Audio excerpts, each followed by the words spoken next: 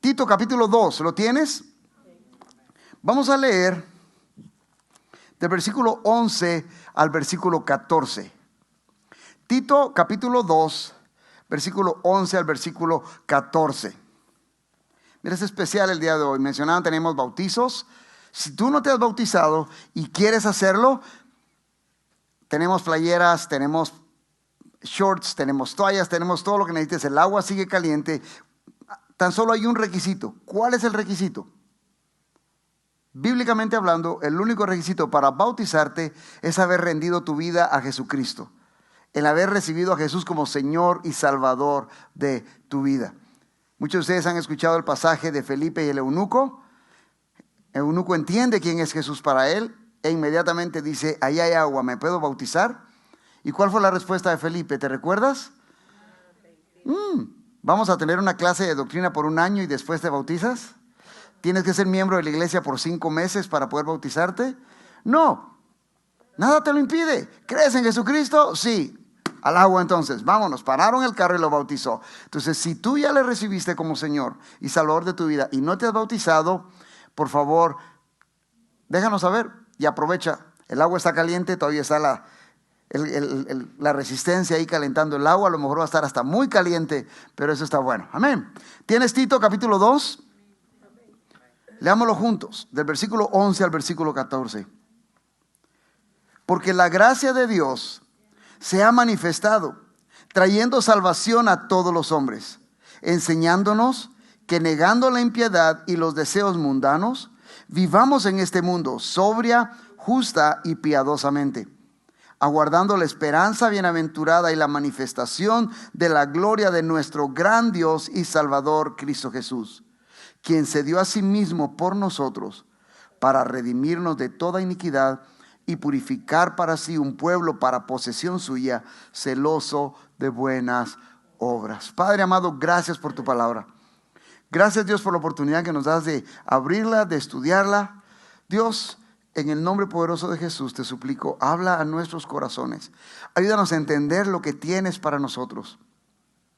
Señor, y en tu misericordia, en tu gracia, ayúdanos a atravesar el puente que nos lleve de ser oidores a ser hacedores de tu palabra. En el nombre poderoso de Jesús. Amén. Si tú no tienes una Biblia, quieres una, levanta la mano, te podemos prestar una. Es importante que tengas la palabra de Dios contigo. Es importante que la abras, es importante que la leas. Y si Dios te pone algo en tu corazón, hay una parte específica, subráyala, márcala, te va a ayudar. Amén. ¿Tenemos un Dios asombroso? ¿Tienes un Dios asombroso? ¿Qué tan asombroso es tu Dios? Es increíble describir lo asombroso que Dios es. Amén. El hecho de estar hoy acá, en un lugar con calefacción y no estar afuera en el frío, es parte de la misericordia de Dios. Servimos a un Dios asombroso. Tenemos como Padre a un Dios asombroso. Tenemos como guía, como intercesor a un Dios asombroso. Nuestro Salvador es un Dios asombroso.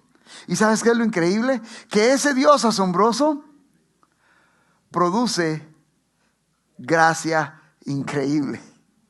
Wow. ¿Sabes lo que es la gracia? ¿Entiendes lo que es la gracia? Muchos me van a decir, sí, gracia es un regalo. Y sí, están en lo correcto. Gracia es un regalo, pero ¿en qué consiste ese regalo? Ese regalo consiste en que no recibimos lo que merecemos. Ese regalo consiste en que recibimos lo que no merecemos. Tú y yo merecemos la cruz, el infierno, la separación eterna de Dios. Pero en su gracia, Dios nos ha abierto a través de Jesucristo la puerta al cielo, el camino al cielo. Y en lugar de muerte nos ha dado vida. Esa es la gracia increíble. Que a pesar de lo que eres, a pesar de lo que soy, honestidad en la iglesia, ¿somos perfectos? Hay alguien que puede decir, esta semana yo no pequé ni una sola vez, no fallé ni una sola vez. No creo.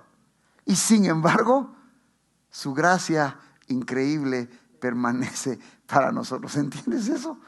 La gracia de Dios, increíble. Y la única forma en que esa gracia puede ser producida es por un Dios que es asombroso.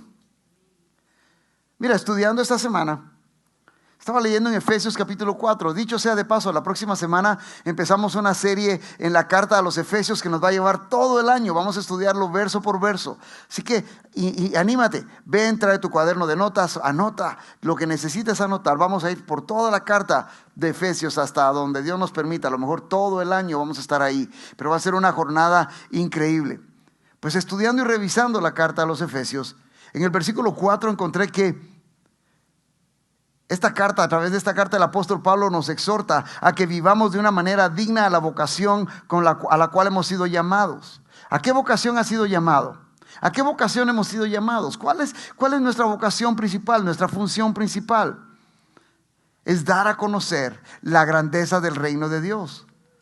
Y el apóstol Pablo nos exhorta en Efesios capítulo 4 a que vivamos de manera digna a la vocación. ¿Cómo vamos a vivir de manera digna a esa vocación? Lo vamos a hacer con humildad. ¿Qué implica humildad? Entender quién soy en Cristo. No soy más que nadie. No soy más que nadie.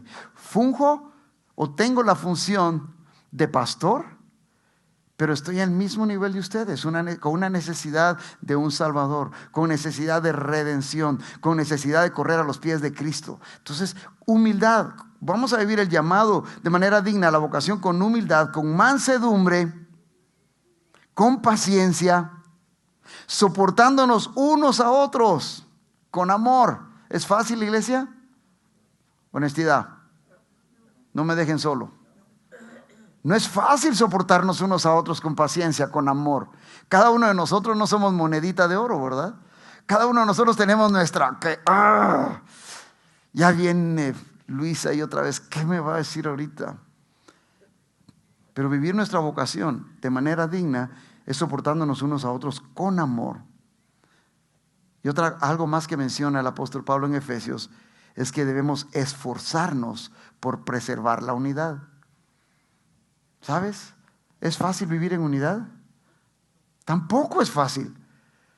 Porque usualmente, si son honestos, junto conmigo, la única manera correcta es la forma en que cada uno de nosotros hacemos las cosas, ¿o no?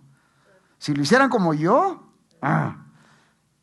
pero el esforzarnos en preservar la unidad en el espíritu es estar dispuesto a morir a nosotros mismos para vivir a los demás. Es un llamado que nos hace el apóstol Pablo en Efesios. Ahora bien, todo esto se ve muy bonito, ¿verdad? Vivamos de esa manera, ¡yay! ¿Es fácil? No.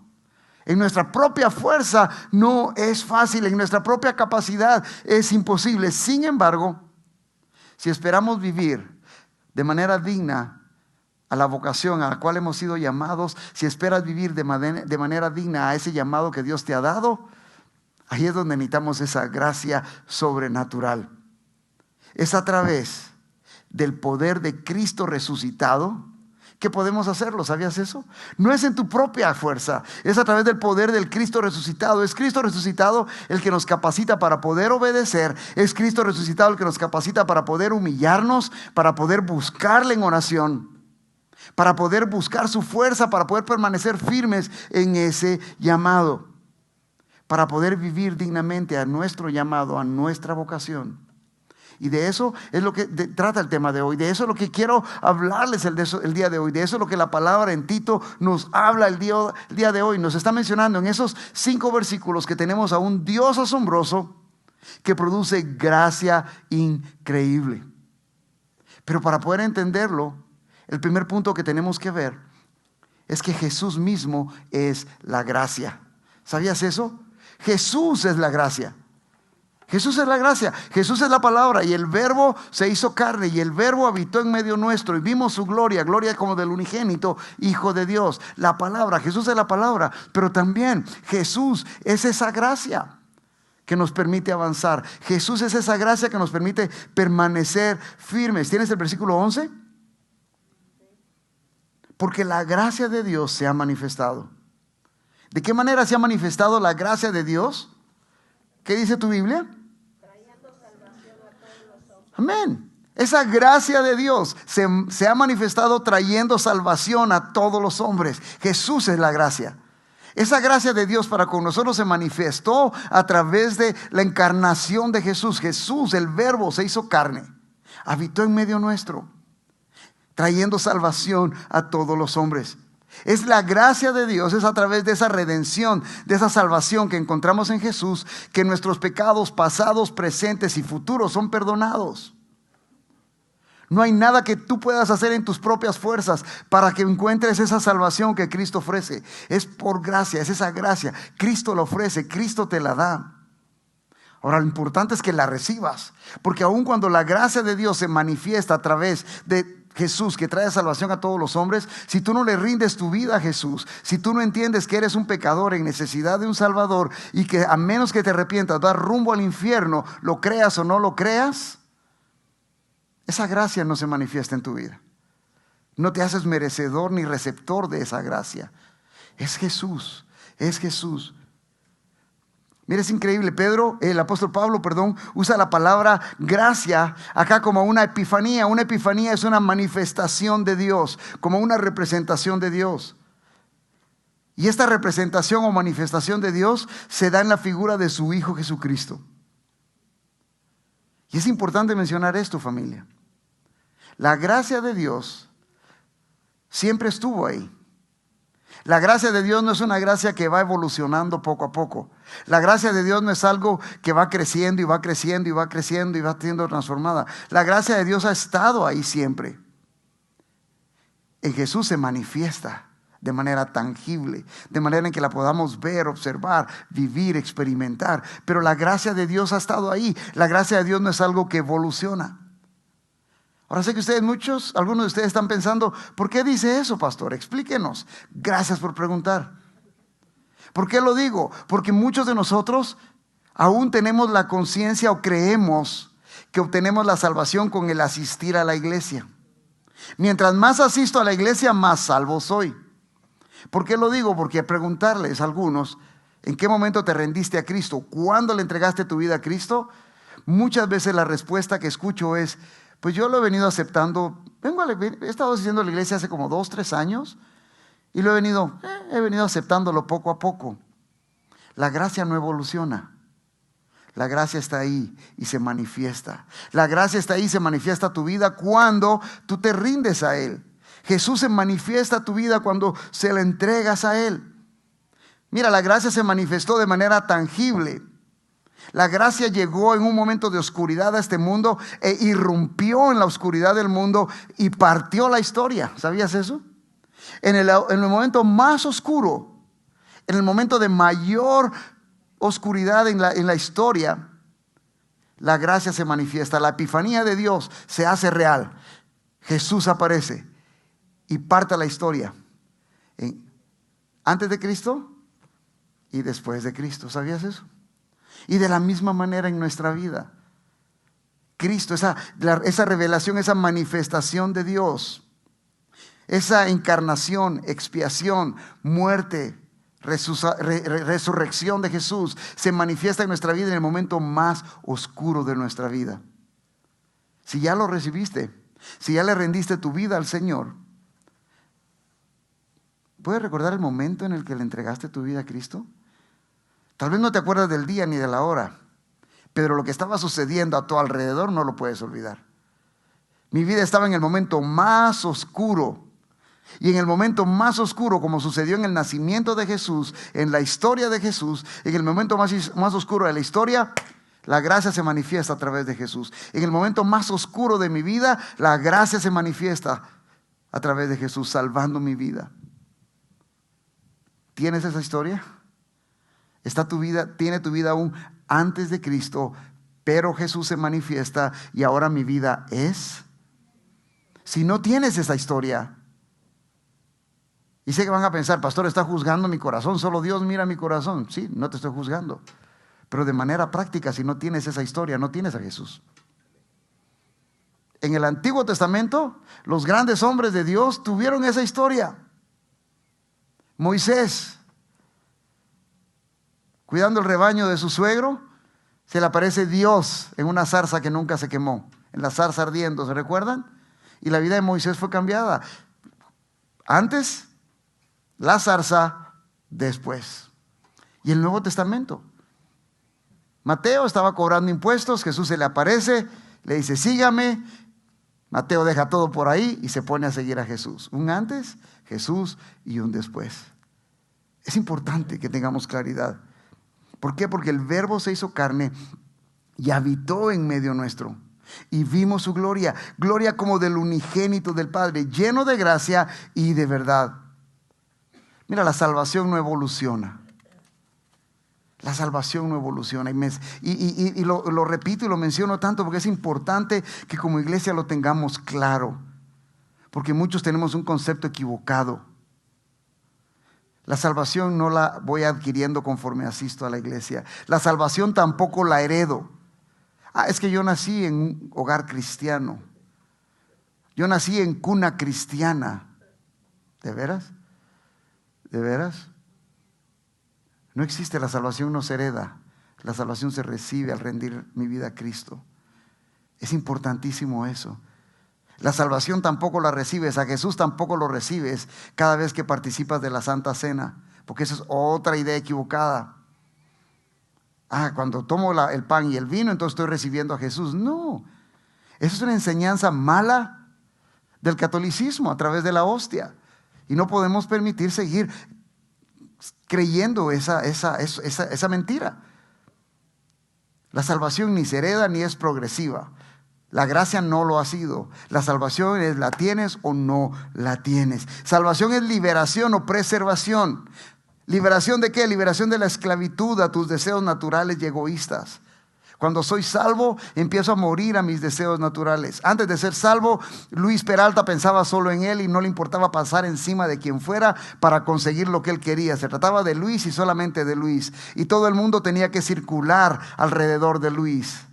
Pero Dios viene, me hace salvo y me libera de ese egoísmo, me libera de esa esclavitud que tenía a los deseos carnales. ¿Ya no peco? Bien. Pero cuando peco tengo un abogado y le pido perdón a Dios a través de mi abogado, que es Jesús. Pero soy libre de esos deseos. Salvación implica eso, liberación de la esclavitud, libertad de ese proceso degenerativo que está en nosotros. ¿Por qué crees que la maldad cada vez va en aumento y en aumento y en aumento? Porque nuestro corazón es perverso, es podrido. Y tiene la tendencia al mal. Pero a través de la salvación somos libres de esa degeneración, de esa destrucción.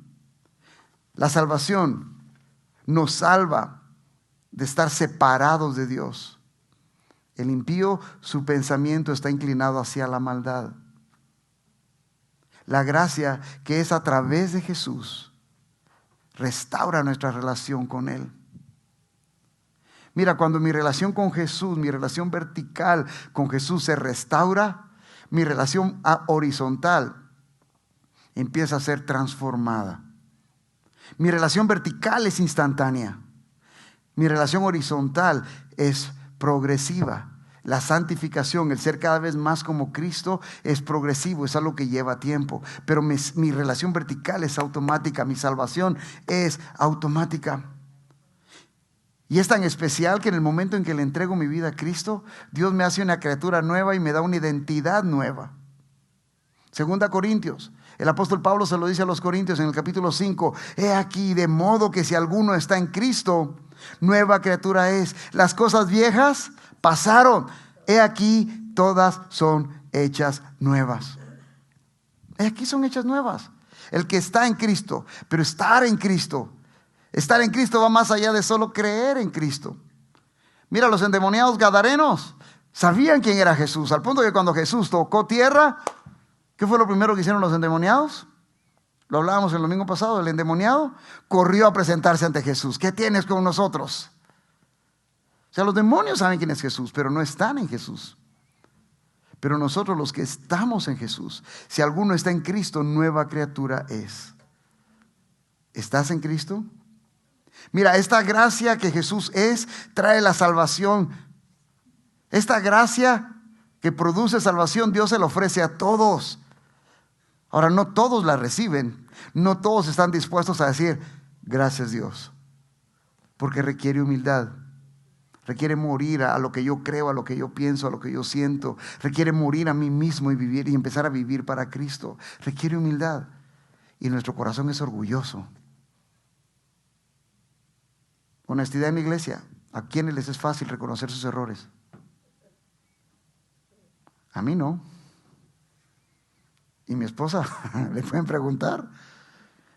Mira, en lugar de decirle me equivoqué, muchas veces algo, es que esto lo hice por esto y esto y esto y esto. Después toca decir, no, tenés razón, metí la pata, me equivoqué. Nos cuesta reconocer que estamos mal. Dios ofrece a través de su gracia salvación para todos. ¿Cuál es tu respuesta a ese ofrecimiento? ¿La recibiste? Jesús es la gracia. Y sabes, la gracia nos enseña. La gracia nos enseña. Versículo 12. ¿Lo tienes? Enseñándonos que negando la impiedad y los deseos mundanos, vivamos en este mundo, ¿qué dice? Sobria, justa y piadosamente. Jesús es la gracia. Esta gracia nos va a enseñar, nos quiere enseñar a que vivamos en este mundo sobria, justa y piadosamente. Ahora es tremendo. Al estudiar este pasaje, ¿sabes qué encontré? Que la palabra enseñar realmente implica, o lo que significa la palabra original con la que escribieron, que usaron para escribir enseñar en español, implica entrenar, dirigir, disciplinar y castigar. Y esa última como que no mucho nos gusta. Pero eso es lo que la gracia hace. Nos disciplina, nos entrena, nos dirige y cuando es necesario, nos ajusta a la cuerda, nos castiga. Pero Dios no castiga. ¿De veras? Es su corrección. Como hijos tenemos que aplicar, como padres tenemos que aplicar castigos a nuestros hijos, pero no porque no los amamos, sino porque los amamos. Y somos bienaventurados cuando nos encontramos bajo esa corrección del Padre, porque entonces eso es una manifestación de que somos realmente hijos. Ahora, esta palabra se usaba en los tiempos de Jesús cuando se referían a un niño que estaba siendo entrenado, disciplinado, corregido, castigado para que dejara de ser niño y se fuera convirtiendo en una persona adulta y madura. Eso es lo que se nos ha olvidado hoy en día. Abro el paréntesis y aprovecho. Nuestros hijos nos tienen pero de la oreja. Si nuestros hijos nos dicen salta, ¿qué es lo primero que hacemos como papás? Yo salto, porque si no salto, la emoción de mi niño se va a ir lastimada y su identidad va a ser afectada y va a terminar con traumas emocionales. Pidámosle perdón a Dios, papás. Es tiempo de corregir a los hijos. Se tiran al suelo en el supermercado porque quieren un chocolate. Ay, qué pena, no, mejor le doy el chocolate. No, lo levanto, le doy 2 nalgadas y vámonos, pues. Y cuando llegamos a la casa le termino de dar las otras 4. Pastor, pero eso es abuso. No, abuso es no corregir a tu hijo. Abuso es enseñarle a tu hijo que todo lo que él quiere lo va a obtener. Abuso es enseñarle a su hijo que nadie le puede decir que no, porque el mundo en el que vivimos es un mundo cruel. Por eso es que hoy en día vivimos una generación de cristal. Por eso es que hoy en día la cantidad de suicidios en jóvenes va en aumento, porque nunca los corrigieron, ni los entrenaron, ni los disciplinaron, ni los castigaron, y están sufriendo hoy en día. Y sabes, el responsable no son los compañeritos de la escuela que le hacen bullying, los responsables eres tú como papá. Pastores, de haber sabido no vengo. Pero la realidad, esa palabra era usada para corregir, enseñar, disciplinar y castigar. Y eso es lo que el Espíritu de Dios en nosotros, eso es lo que Jesús nos quiere enseñar, eso es lo que la gracia nos quiere enseñar. Mira, Dios no tiene la obligación de responderte ni darte todo lo que tú quieras. Tu respuesta puede ser no, y está bien. Es parte de su entrenamiento para nuestra vida. Es parte de lo que Dios quiere para tu vida. Es como Dios quiere enseñarte, porque de esa manera vamos a poder aprender a vivir en este mundo sobria, justa y piadosamente. Mira, la enseñanza que recibimos de parte de la gracia es una disciplina que trata con la carnalidad que tenemos. Es una disciplina que trata con nuestro carácter.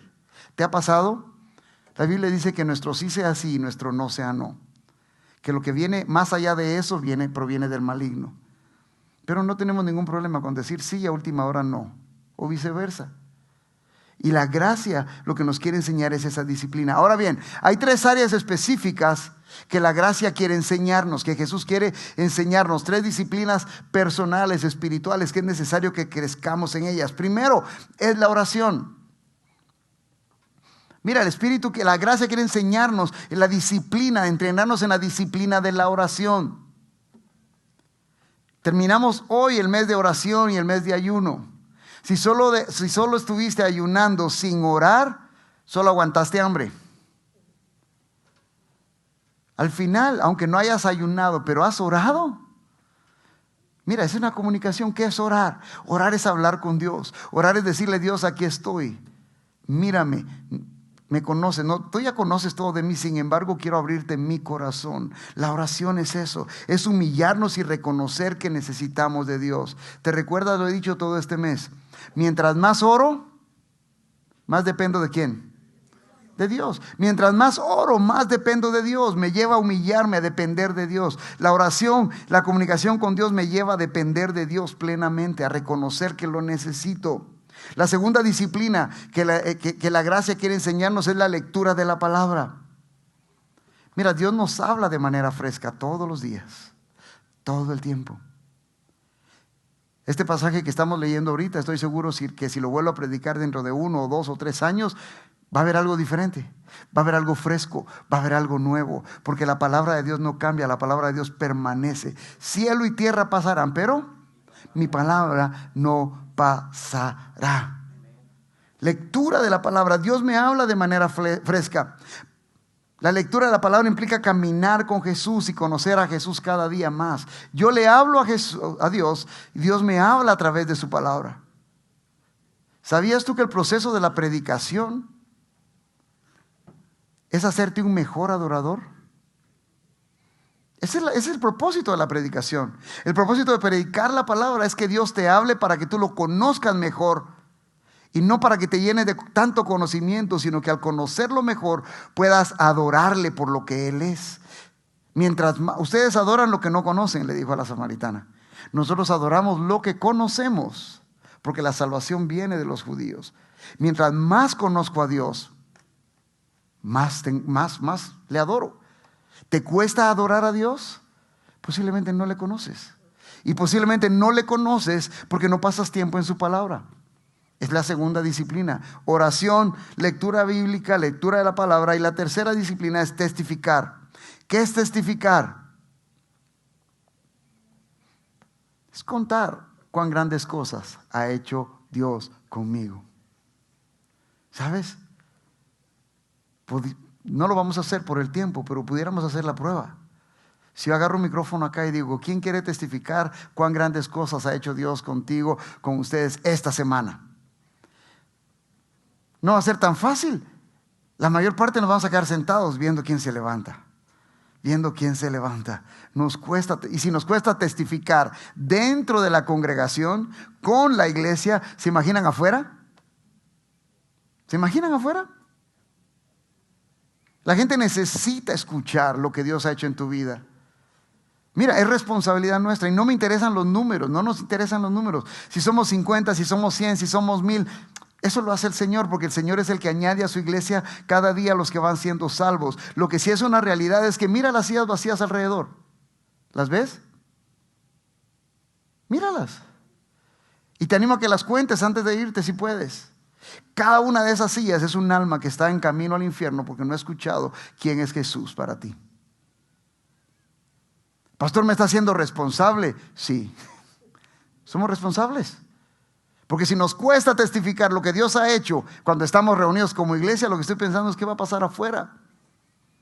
¿A cuánto le dijiste esta semana que Cristo salva, que Cristo sana, que Cristo transforma? ¿A cuánto le dijiste esta semana, mira, tienes que arrepentirte? ¿A cuánto le dijiste esta semana, la solución para el vacío que tienes en tu vida es Cristo Jesús? No me contestes, solo piénsalo. Imagínate si a ti nadie te hubiera hablado. Si a ti nadie te hubiera dicho quién es Jesús, estuvieras rumbo al infierno. Testificar, contar lo que Dios es. Y el verso continúa, el verso 12 continúa, dice negando. Enseñándonos que negando. Y la palabra negar implica repudiar, un rechazo total, un rechazo tajante a todo lo malo. Repudio todo eso. Repudio los chistes en doble sentido. Repudio esto que es feo. Repudio lo malo. Repudio el pecado. No lo acuchucho, no lo aguanto, no lo consiento. Negándonos. Él nos enseña a negarnos a la impiedad. Y la impiedad está hablando de algo, es una irreverencia total. Es malicia, es maldad. Impiedad. Alguna persona dijo que es aún más, la palabra impiedad es más fuerte que la palabra pecado. Y el Espíritu nos enseña a que negando la impiedad y los deseos mundanos. ¿Qué son los deseos mundanos? Es la concupiscencia, las ansias que tenemos por algo desmesurado, la lujuria, la codicia. Mira, la disciplina que ejerce la gracia nos enseña a dejar por un lado, a negar, a rechazar totalmente la impiedad y los deseos mundanos. Ahora, ¿por qué nos cuesta tanto entonces? ¿Será que Cristo no tiene poder para hacerlo? No es fácil, pero nos cuesta tanto porque simplemente no desarrollamos la disciplina de la oración, lectura de la palabra y el testificar. ¿Sabes? Mientras más oro, más dependo de Dios. Mientras más leo la palabra, más le conozco y más le adoro. Y mientras más testifico, más responsabilidad tengo de vivir de manera piadosa, de manera justa, de manera sobria. Pastor, ¿y cómo hago estas cosas? ¿Cómo puedo vivir de manera sobria, justa, piadosa? ¿Cómo puedo rechazar los deseos mundanos? De nuevo, qué buenas preguntas las que ustedes hacen. Me gusta, muy buenas preguntas. Mira, Gálatas 5, 19 al 21 nos da una lista de lo que podría ser la impiedad y deseos mundanos. Yo te lo leo, tú anótalo si quieres y lo lees en casa. Nos da una lista de cosas que son consideradas impías o deseos mundanos. Adulterio. Yo no soy adúltero, pastor, ni adúltera. ¿De veras? Jesús dijo que con solo ver y desear, estamos fritos. Adulterio. Fornicación. No, pastor, yo no fornico, porque no tengo relaciones sexuales con ninguna persona fuera del matrimonio, y ahorita que no estoy casado, soy soltero, me guardo. ¿De veras? Fornicación va más allá de eso. Fornicación es ir detrás de todo aquello que no es Dios. Fornicación es adorar todo aquello que no es Dios también. Inmundicia, lascivia, idolatría, hechicerías. No, yo eso sí no, pastor, hechicerías no. Tristemente muchos cristianos todavía siguen leyendo el horóscopo y se dejan llevar por lo que el horóscopo dice. ¿Y tú qué signo eres? Yo soy Cáncer, yo soy Leo. Somos compatibles, pero gloria a Dios que nos salvó. Amén. Hechicería, enemistades, pleitos, obras de la carne. No, yo no peleo con nadie, ¿de veras? Celos, ira, contiendas, disensiones, herejías. No, eso sí no, pastor, yo no soy hereje. ¿De veras? ¿Qué responderías si te digo en qué momento conociste a Cristo? ¿Sabes? El decir, yo he ido aceptando a Cristo conforme vengo a la iglesia, ¿sabes qué es una herejía? El creer que soy salvo porque mi familia es cristiana y nací en cuna cristiana, ¿sabías que eso es una herejía? Posiblemente nunca te lo habían dicho, pero son cosas de las cuales tenemos que arrepentirnos. ¿Qué más sigue diciendo la lista? Envidias. Yo no soy envidioso, pastor. ¿De veras? Homicidios. No, eso sí no. Yo no he matado a nadie.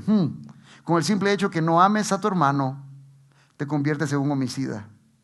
Esposos, si no están amando a su esposa como Cristo amó a la iglesia, arrepiéntanse, son homicidas. Eso es lo que la Biblia dice, no lo digo yo. ¿No te gusta? Táchalo. Vete a Efesios y tacha todo eso, arranca esas hojas. El no amar a nuestros hermanos nos convierte en homicidas. Borracheras, orgías, y me da risa, el apóstol Pablo acá como lo marca. Termina con la cita diciendo, y cosas semejantes a estas. Por aquello que se me ha quedado algo afuera, también lo metemos ahí. Todo lo que se parezca a esto. Eso es vivir. Eso es lo que el Espíritu nos enseña, que debemos negarnos a vivir a toda esa impiedad y deseos mundanos. A eso se refiere el Espíritu. Y la única manera en que vamos a poder hacerlo es cuando desarrollamos en nosotros la disciplina de la oración, la lectura bíblica y el testificar. ¿No me crees? Haz la prueba esta semana. Haz la prueba esta semana. Levántate o dedica todos los días por lo menos 15 minutos a orar. Ay, pastor, yo no puedo orar tanto. Ok, te entiendo, no estás acostumbrado. 5 minutos pues. Dedícale al Señor 5 minutos en la mañana, antes de salir de tu casa, a orar. Dedícale otros 5 minutos a leer su palabra.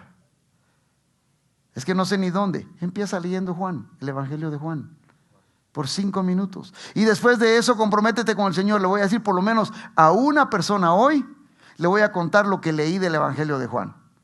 Hazlo por una semana, todos los días. Y si no ves un cambio en tu vida, el otro domingo vienes y me dices, no, pastor, usted me engañó. Eso no funciona. Te hago el desafío, te hago el reto, pruébalo. Mira, es importante todo esto. Ahora, la Biblia nos dice que debemos vivir en este mundo de manera sobria, justa y piadosamente. Ahora, ¿cómo lo hago, pastor? Ya me dijo todo lo que tengo que evitar. Ahora, ¿cómo lo hago? Que la misma Biblia nos diga. Ahí mismo, más abajo, en Gálatas capítulo 5, versículos 22 y 23, nos da la lista de lo que implica vivir en este mundo de manera sobria, justa y piadosamente. Vivamos con amor. ¿Qué implica amor? Morir a mí mismo por los demás. Es el amor que Cristo nos enseñó. De tal manera nos amó Dios que envió a su único hijo a que tomara mi lugar en la cruz para salvarme del pecado. Y ese es el amor. Voy a morir a mí mismo. Voy a servir a mi esposo. Las esposas, ¿no crean que se me olvidó? ¿Están honrando y sirviendo a su esposo como a Cristo? Porque no me pueden decir que yo honro y respeto a mi Señor si como esposas no están dándole el lugar que su esposo se merece. Pastor, pero es que usted no sabe cómo es mi esposo. No lo sé, lo elegiste tú, no yo. Tú necesitas orar por él. Necesitas doblar rodilla por él. Amor, ¿qué otra cosa? Gozo. Gozo va más allá de una felicidad. La felicidad está sujeta a mis condiciones. El gozo es algo eterno. El gozo es algo sobrenatural. En medio de mi enfermedad voy a tener gozo, voy a tener paz. En medio de mi dolor voy a tener gozo, voy a tener paz. En medio de lo que sea, el gozo está ahí. La presencia de Dios está ahí. Y la única manera de que ese gozo esté ahí, vuelvo a lo mismo. Parezco disco rayado, pero vuelvo a lo mismo. Es orando, leyendo la palabra y testificando. Fácil. O sencillo, pero no fácil. ¿Qué otra manera? Paz, paciencia, benignidad, bondad, fe, mansedumbre, templanza o dominio propio. Ejercitemos eso. El fruto del Espíritu en nosotros. Y vamos a aprender a vivir de una manera sobria, justa y piadosamente. ¿Por qué es importante hacerlo, pastor? De nuevo, buenas preguntas. Porque en la misma Biblia, en Gálatas 5:23 nos dice que contra tales cosas no hay ley. Si yo vivo de una manera sobria, justa, piadosa, manifestando gozo, paz, amor, benignidad, mansedumbre, templanza, mira, no hay ley en contra. No hay ley en contra. Contra tales cosas, contra esta manera de vivir, no hay ley. Mira, podemos vivir, familia, en este mundo de manera sobria, justa y piadosa. Podemos hacerlo. ¿Por qué podemos hacerlo? Porque Jesús es la gracia. Porque la gracia, Jesús mismo nos está enseñando. Cuando oramos por paciencia, Dios pudiera dárnosla automáticamente, pero Dios no nos la da de esa manera. Dios nos da situaciones en las que podamos desarrollar paciencia. Honestidad en la iglesia. El Señor trata conmigo eso todos los días, especialmente cuando ando manejando. Gracias, Dios. Y cada vez me cuesta menos. Me cuesta menos. Sigo, pero me cuesta menos. Dios nos da la fuerza, nos da el valor, nos da la templanza para hacerlo. Y sabes, cuando empiezo a vivir de esa manera, la gracia me da esperanza. La gracia te da esperanza. Jesús es la gracia. La gracia nos enseña y la gracia nos da esperanza. La gracia nos da esperanza. Vamos al versículo 13. ¿Lo tienes? Aguardando la esperanza bienaventurada y la manifestación de la gloria de nuestro gran Dios y Salvador, Cristo Jesús. Cuando leímos el versículo 12 nos dice cuál es la manera en la que no debemos vivir, cómo está el mundo el día de hoy, cómo son las cosas que se viven el día de hoy. Y si nosotros como hijos de Dios solo estamos enfocándonos en lo malo, en lo negativo, en la maldad, nos vamos a llenar de frustraciones, hasta nos vamos a deprimir.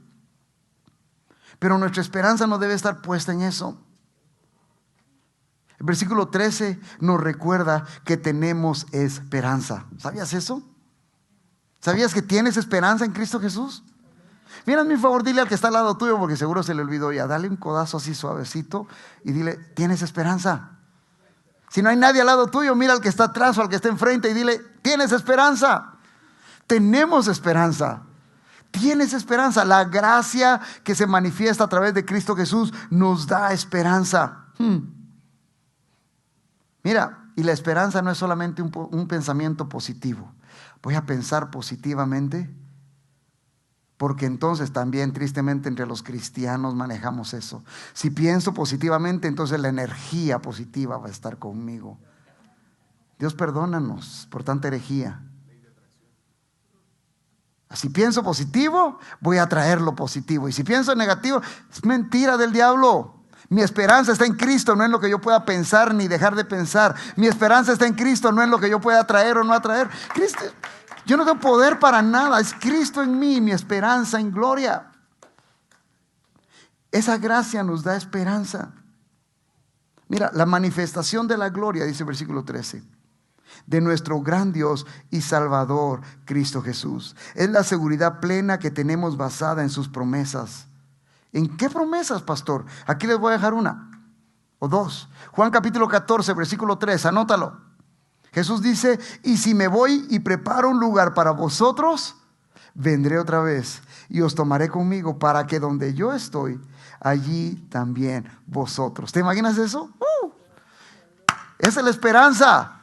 Ven, Señor Jesús, ojalá viniera ahorita. Él fue a preparar lugar para que donde Él esté, yo esté, para que donde Él esté, tú estés. Esa es nuestra esperanza. Nuestra esperanza está en algo vivo, en una promesa firme y real de Jesús, no en lo que yo pueda pensar o dejar de pensar, hacer o dejar de hacer. Mi esperanza está en Cristo Jesús. Hechos 1.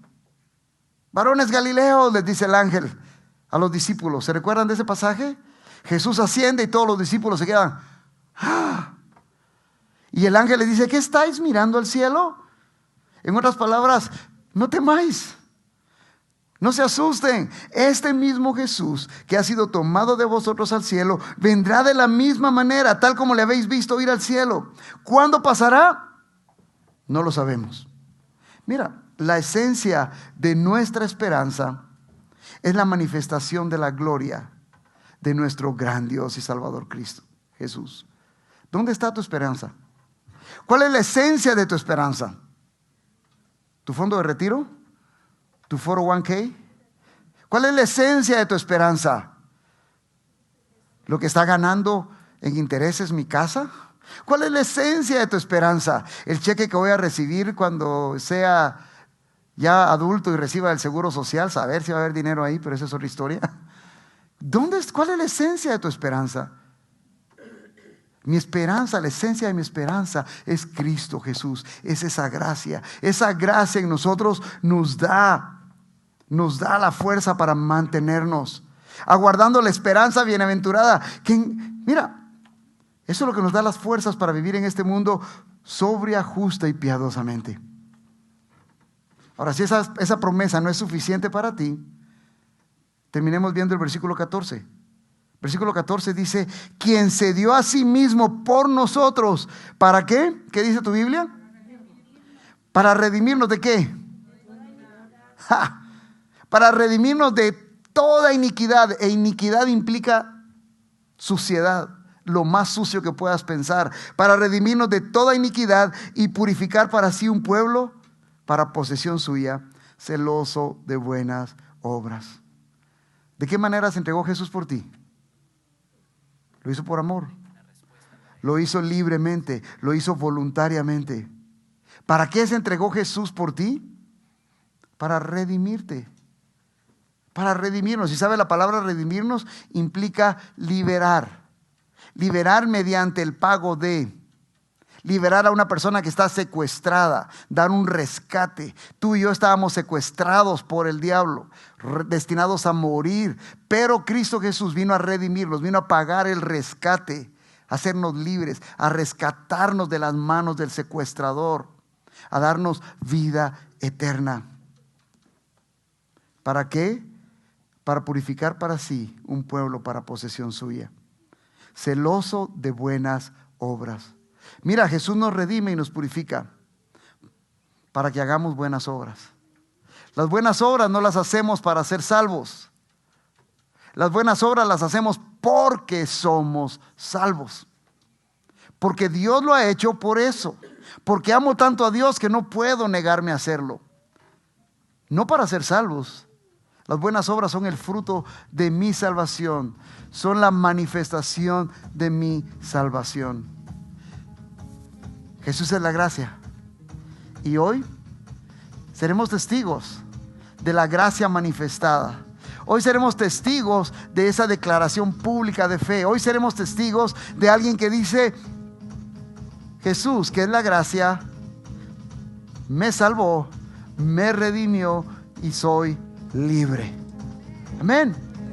Amén. Póngase de pie y cantemos.